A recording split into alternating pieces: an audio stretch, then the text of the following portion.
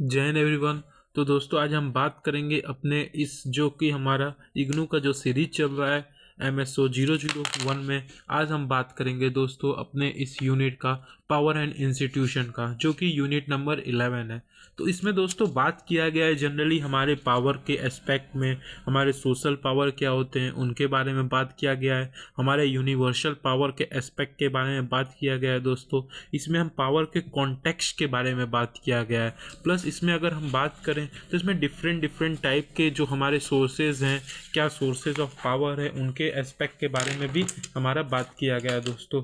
Plus इसमें हम देखेंगे कैसे जो हमारे डिफरेंट जो स्कॉलर्स थे वो किस एस्पेक्ट में पावर को लेते हैं, कैसे पावर जो हमारा इंस्टीट्यूशन है उसको हम उसके बारे में हमारा कई सारे जो इनसे हमारे स्कॉलर हैं उसके बारे में भी बात किए हैं। तो दोस्तों हम इस यूनिट में हम कंक्लूजन के साथ साथ पूरे कैसे पावर को मेज़र करते हैं उसके भी एस्पेक्ट के बारे में हम बात करेंगे दोस्तों। तो यूनिट को स्टार्ट करने से पहले हम आपको अपने इस सीरीज़ में अपने इस जो हमारा चैप्टर है उसके हम कुछ इंट्रो आपसे कंटेंट के बारे में कराना चाहते हैं।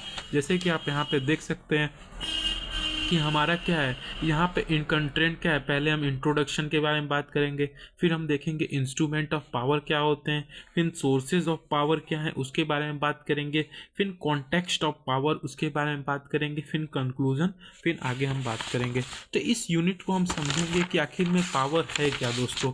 तो यहाँ पे हमारा शॉर्ट नोट्स है उससे हम समझेंगे, प्लस बुक से दोनों हम व्यू समझेंगे दोस्तों। पावर का अगर हम इंट्रोडक्शन के भाग में देखें तो पहले जो डिफाइन किया गया है वो डिफाइन किया गया है सोशल पावर के बारे में। उन्होंने बताया है कि कैसे जो सोशल पावर है वो एक यूनिवर्सल फिनोमिना है दोस्तों। हमारा जो पावर है सोशल पावर क्या है, एक यूनिवर्सल फिनोमिना है। इसके पहले हमने पावर के बारे में बात किया गया था, फिर इसमें हम बात करेंगे कैसे हमारा जो सोशल जो हमारा पावर है वो कैसा एक यूनिवर्सल फिनोमिना है जिसमें हम ह्यूमन सोसाइटी को और उसके जो सोशल रिलेशनशिप होते हैं दोनों एस्पेक्ट के बारे में हम बात करेंगे दोस्तों।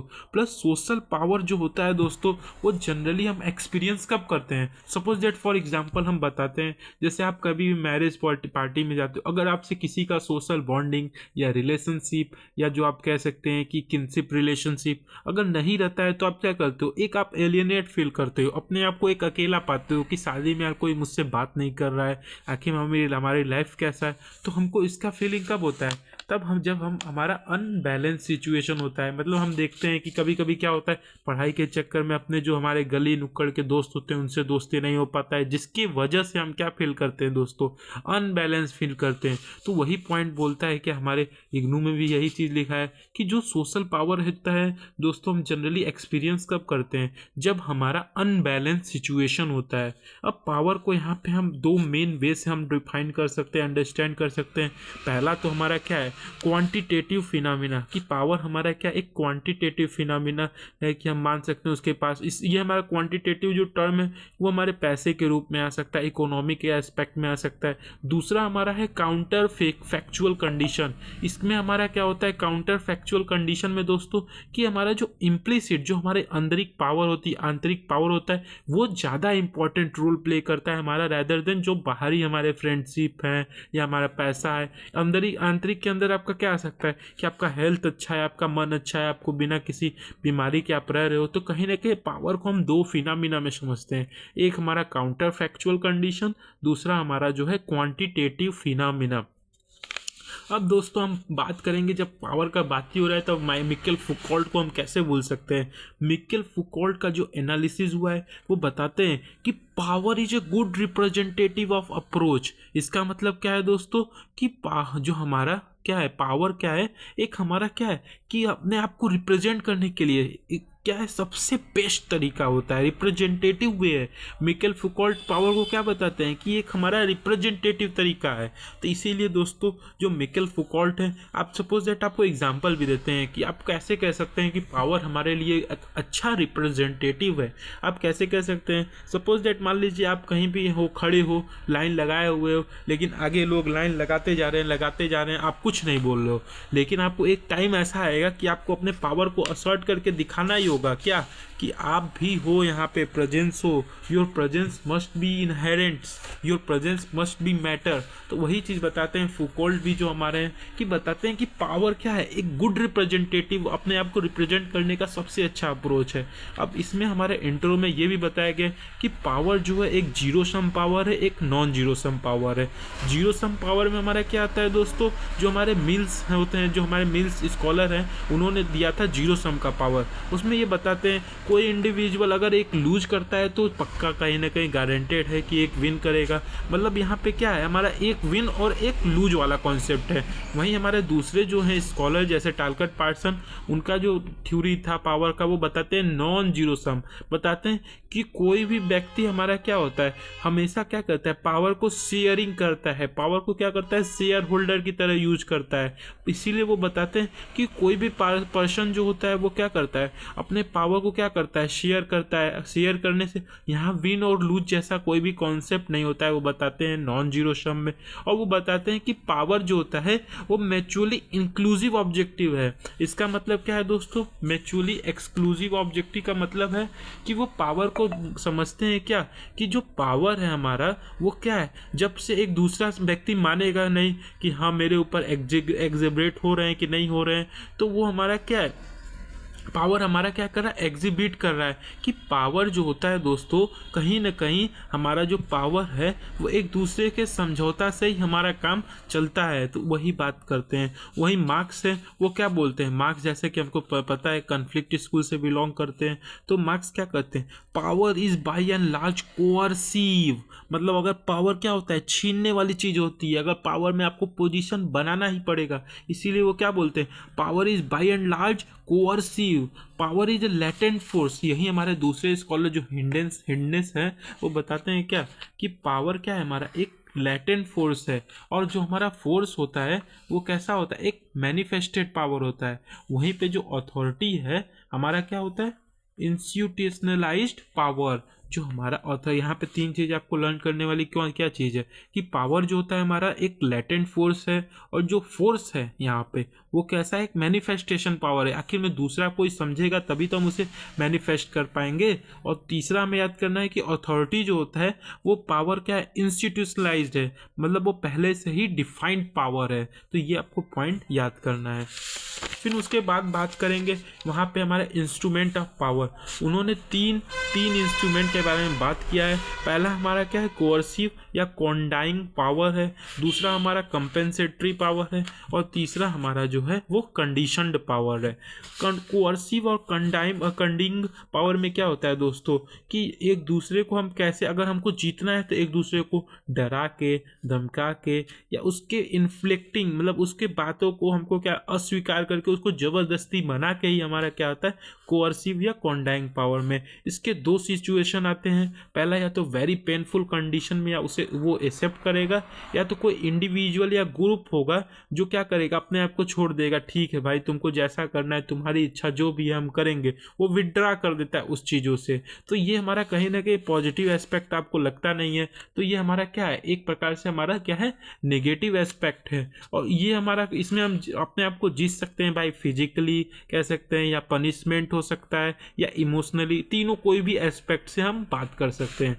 वहीं अगर हम बात करें कंपनसेटरी पावर में, तो कंपनसेटरी पावर हमारा क्या एक पॉजिटिव व्यू देता है कि अगर आपको जीतना है तो आप कहोगे ठीक है भाई यार ऐसा ऐसा बात है, तुम मान लो, प्लीज मान लो, उसे प्रॉमिस करके, उससे वादा करके, उसको कुछ बेनिफिट देके, कुछ भी तरीके से आप क्या करोगे, उसे कंपनसेट कर दोगे। जैसे आपको कोई भी, आपको किराए पे मकान लेना होता है, आप दूसरे को कहते हो भाई 5 लाख रुपए ले लो, महीना ले लो, महीना इतना ये ले लो, पैसे ले लो, प्लीज आप मुझे दे दो। तो आप उसमें क्या करते हो, एक कंपनसेटरी पावर है, वो भी एक प्रकार का हमारा क्या है, पावर ही है दोस्तों। ये हमारा कैसे आता है, जब हम एक दूसरे को सबमिशन कर देते हैं बाई अफर्मेटिव एक्शन। तो इसको बात आप मत भूलिएगा, ये हमारा आखिर में कैसे आता है, जब हम एक दूसरे को अफर्मेटिव एक्शन, जब हम उसको मना लेते हैं तब। और तीसरा हमारा कंडीशन पावर है, किसके द्वारा, जब कंडीशनड पावर, उसमें क्या होता है, जब आप अपने एटीट्यूड को या बिलीफ को आप जब चेंज, सपोज दैट आप अभी नॉर्मल व्यक्ति हो, अगर आप प्रोफेसर बन गए, एसडीएम बन गए, तो आपके एटीट्यूड में, बिलीफ में वो क्या आ जाएगी, चेंजिंग आ जाएगी, धीरे धीरे क्या आ जाएगी, चेंजिंग आ जाएगी। तो उसी को हम क्या बोलते हैं, कंडीशनड पावर दोस्तों, कंडीशनड पावर उसी को हम बोलते हैं।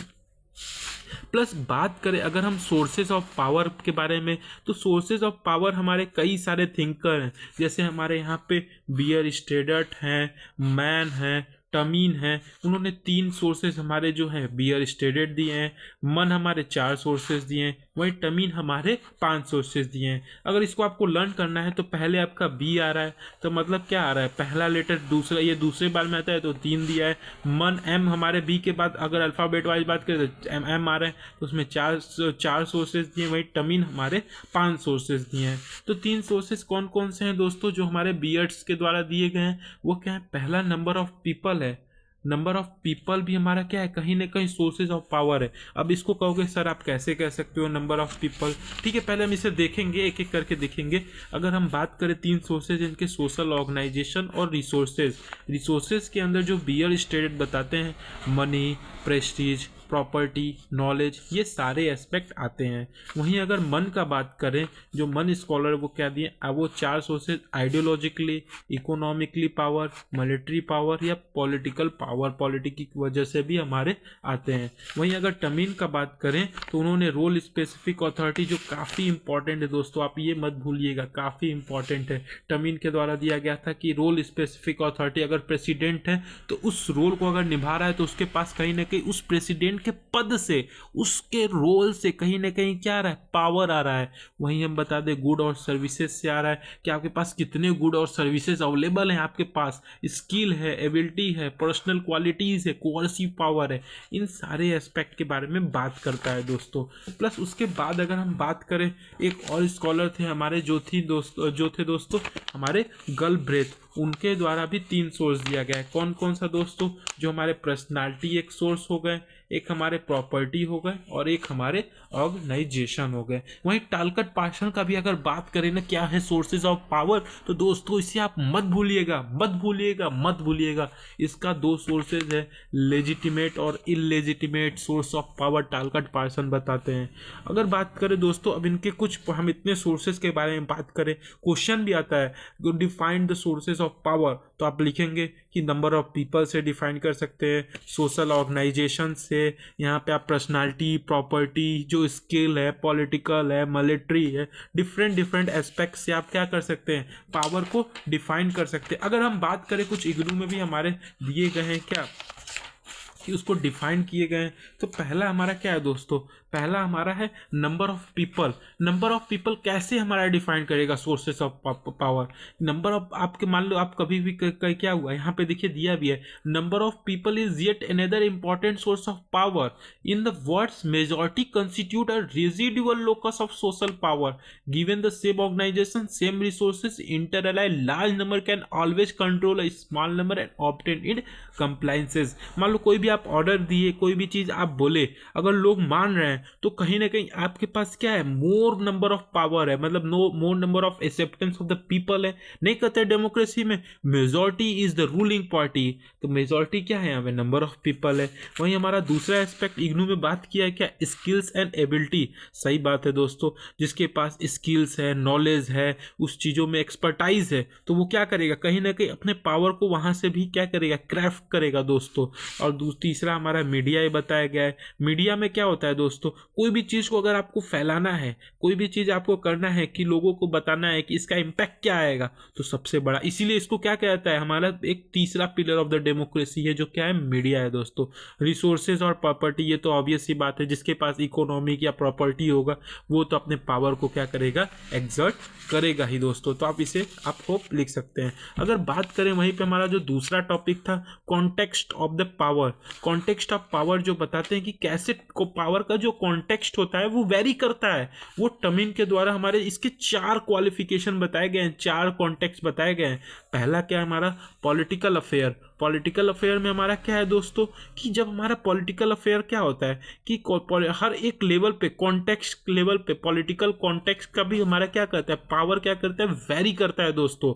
सपोज दैट यहाँ पे दिया गया एग्जांपल कि स्टेट लेवल पे अगर हम बात करें तो कहीं ना कहीं जो लोकल गवर्नमेंट है उसके पास कम अथॉरिटी है, कम उसके पास पावर है, फेडरल के पास पावर है। लेकिन वही अगर हम बात करें इंडिया लेवल पे तो यूनियन के पास ज़्यादा है। तो हम क्या कह सकते हैं कि जो हमारा पावर है वो वेरी कर रहा है, collective derive power mainly from their positional role.